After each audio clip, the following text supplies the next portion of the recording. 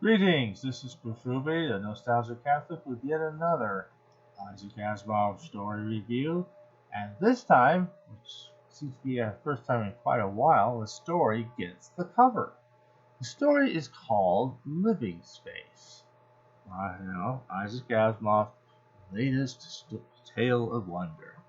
And the scene here is they've got all these parallel Earths that apparently the evolution has been the same except life didn't appear. It could have, it didn't, and most of them it didn't. And what they did is you can have they found zillions of these, all in parallel just by having a different probabilistic lock from one place to another. You can go to the Earth proper, which is the one we all know and love, to going through any one of these parallel Earths where life did not evolve, and basically you just got an atmosphere of carbon dioxide and nothing else.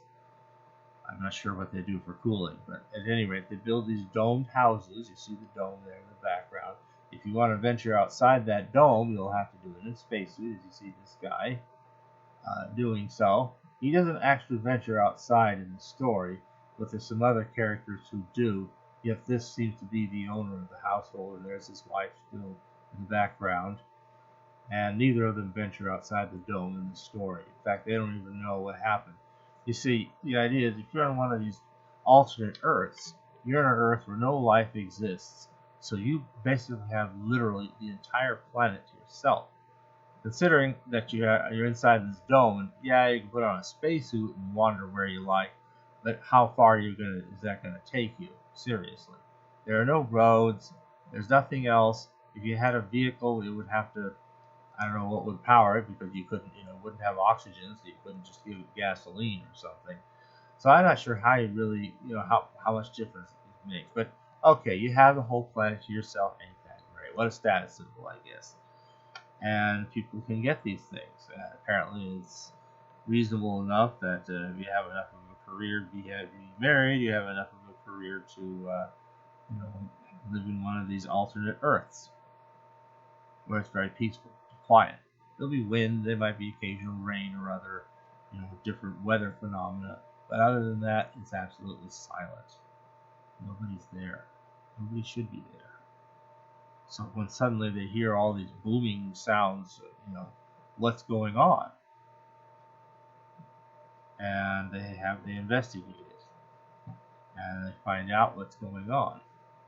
Now, this story has some rather curious features to it, but let's take a look first at, as I've said, it is the cover, and in point of fact, it's listed as a short story in the table of contents, and with declaring Living Space illustrated on cover, just in case you didn't realize it, Isaac Asimov on page 3. And there we are, the very next page is page 3, and there we are. There's a guy, well, let's see here, he's exploring around. Now, this would be one of the people who is exploring. Or maybe they run up into some other people on the planet. How do they get there? They're very careful not to let any planet combination get more than one person or family living on it. Well, what happened was, if there's all these parallel evolutions, who's to say there might not be some parallel evolutions where there is life, and maybe that life is humanoid, and maybe it's even very, very, very much like ours, even to the point of finally also discovering the same technology and also putting their own people on these planet Earths. And somehow, even though there's an infinity of them possible, there's a whole lot here of the Earth humans. There could be any number of these other humans, and there could be any number of worlds that are like this, even though they might be an extremely minuscule percentage. And sooner or later, somehow, one here found the same world as one there, the same Earth. And the booms and sounds are some construction work taking place just right over the horizon. In fact, past a little hill. You just go to the top of that hill and you can see they're doing construction. They're building, I don't know, a house or something for somebody. And so it suddenly becomes clear that could be a problem. I mean, how can they tell you? How can they sell you a whole planet when all along somebody else could find it this way, and you might not even know? I mean, what if the construction had been half a planet away? You just would not know. Now, it turns out there's a couple interesting differences here between the people. So, at any rate, a couple of officials are sent to examine because a homeowner doesn't get to find out. He's going to stay in some other apartment for a few weeks while these officials try to figure out what's going on. And you got these two guys. One is named Ching, and the other one with obvious Mongoloid characters, like Oriental, Asiatic, Chinese type looks. And you have another guy, Mishnov, with a clearly Slavic background.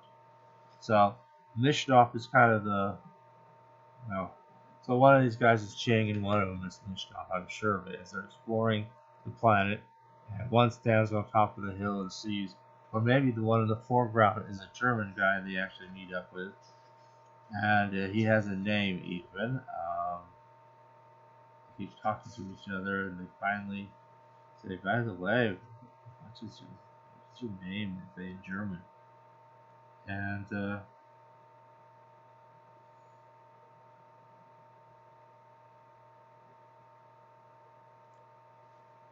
George Follenby. So maybe that's George Follenby. But they're speaking German. And they have a different calendar, apparently, that dates from, well, it's hard to tell. The era of Hitler, the atomic bomb. Basically, what it amounts to is this. And this alternate Earth is almost exactly like ours, right down to having a Hitler. Difference was, he won.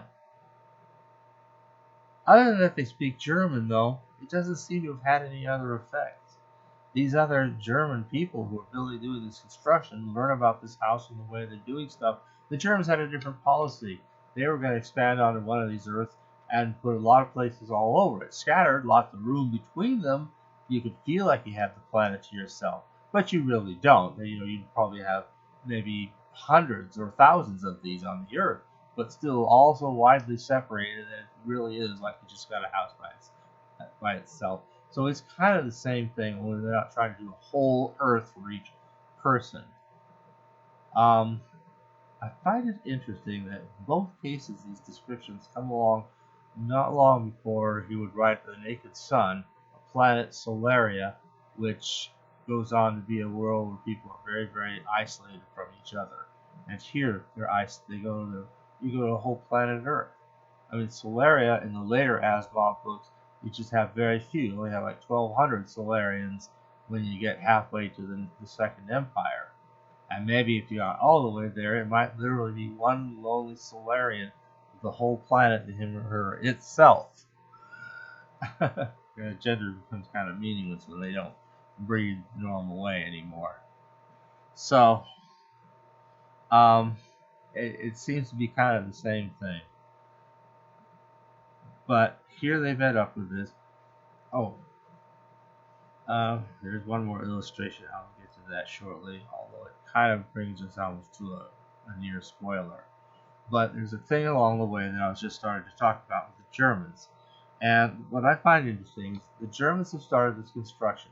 I don't know if they got anything anywhere else. Maybe by coincidence, this was the first place they started to build, and all they were doing so far was just leveling some ground and stuff. So they're just barely getting started, blasting some rock. It's that blasting part that they heard. And they're just barely getting started. They've just been doing this a few days by the time this comes along. And they just kindly and obligingly said, oh, well, if you want to use this planet yourselves, no problem. There's a whole lot of others. We'll just leave this off and start again on another one. Sorry for bothering you. Very considerate. I mean, is that the kind of descendants Hitler has? Maybe he's a very different Hitler. I don't know. We don't find out. But I just find that kind of interesting. You get these very, very nice descendants of Hitler. Well, if the climax, though, is one more thing, and I have to bring it up because there's no other way to account for one last illustration here. And that is the fact that if all these different Earths could evolve similar, who's to say that whether or not one or another might evolve well, not just Earth, really a whole solar system when you think about it, where maybe life evolves on some other planet or even farther planet that comes and decides to do the same thing here and happen to land on a particular one of these parallel Earths that's occupied or will be occupied one day. And there they are. Only they could be weird alien beings from who knows what. And you get this weird glimpse here of some bug-like creature that's able to zap somebody in the legs with, well, I don't know, but it doesn't look friendly, whatever it is. So, it's an interesting thought. What if you had that? Now, in comparison to text between that and the way the story appears, once again, this is 3 stories in a row, all published in the same, gathered into the same book, Earth is Room Enough. Once again, there's all these little tiny changes. They don't change anything of any importance, but it's like somebody just went through and said, I'm going to reword this sentence and that one and this one and that one. I'm going to add a little clarification here and a little conciseness there and da-da-da-da. And it doesn't affect the story one iota. All the important stuff, all the dialogue is the same. Just the little turns of phrase kind of scattered throughout. Why it's different, I just don't know. But it means if you really want to see the story in its original form, I mean, it's a long enough story, I wouldn't try to duplicate it all here. I've already given you practically the whole thing. But there's a lot in there. It is kind of neat to see an Asimov story once again at last being illustrated on the cover. It seems to have been a while since that's been the case. And with that, that's all I have to say about Moving Space. Thanks for listening.